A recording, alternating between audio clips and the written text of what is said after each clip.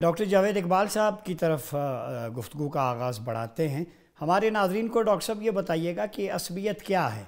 کیا اسلام نے عصبیت کے خلاف کوئی انیشیٹوز لیے؟ چونکہ اگر ہم اقبال کے افکار کا مطالعہ کریں تو انہوں نے بھی قوم اور ملت کا لفظ امت کے معنی میں لیا، اور انہوں نے کہا کہ جب میں قوم یا ملت کی بات کرتا ہوں تو اس سے میری مراد کہ ان کی بنیاد توحید و رسالت ہے۔ اور اقبال کہتے ہیں کہ ارشاد نبوت میں وطن اور ہی کچھ ہے، افکار سیاست میں وطن اور ہی کچھ ہے۔ تو اس کو آپ کیسے ایلیبوریٹ کریں گے ڈاکٹر جاوید اقبال صاحب؟ جی بہت بہت شکریہ۔ جو قبائلی نظام تھا اور حکومتوں کا جو بھی نظام تھا، اس کی بنیاد اسی بات پہ تھی، جیسے کہ ہمارے بھائی صاحب پہلے فرما رہے تھے کہ جس کی بنیاد یہی ہے کہ چاہے صحیح ہو چاہے غلط ہو، جو میرا قبیلہ کہہ رہا ہے میں نے اس کی بات کو ماننا ہے۔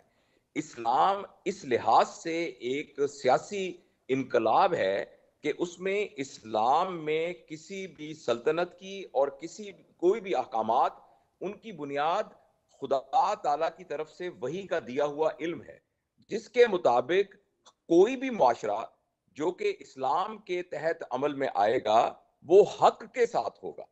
جب شعوری طور پر ایک فرد یا شعوری طور پر ایک معاشرہ انفیریئر ہوتا ہے تو وہ پھر عصبیت کا شکار ہوتا ہے۔ وہ اس لیے اپنے گروہ کے ساتھ ہوتا ہے کہ چونکہ وہ گروہ کے ساتھ ہے اور گروہ کے مفادات جو ہیں وہ پہلے نمبر پر ہوتے ہیں۔ لیکن اسلام اس لحاظ سے ایک انقلاب پوری سیاسی دنیا کے اندر آیا کہ جس میں اس بات سے کوئی غرض نہیں ہے کہ آپ کا کس گروہ سے تعلق ہے۔ ایک صحیح مسلمان کا تعلق جس گروہ کے ساتھ اس کی ساری افیلیشن ہے وہ حق ہے۔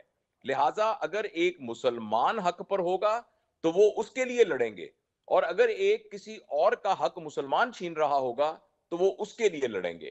لہٰذا ہمارے ہاں جو پہچان ہے کسی چیز کے صحیح غلط ہونے کی، وہ اس کا حق ہونا یا اس کا باطل ہونا ہے۔ تو یہ میرا خیال ہے جو کہ ایک بنیادی فرق ہے۔ تو بہت شکریہ ڈاکٹر صاحب، آپ کا پوائنٹ آ گیا۔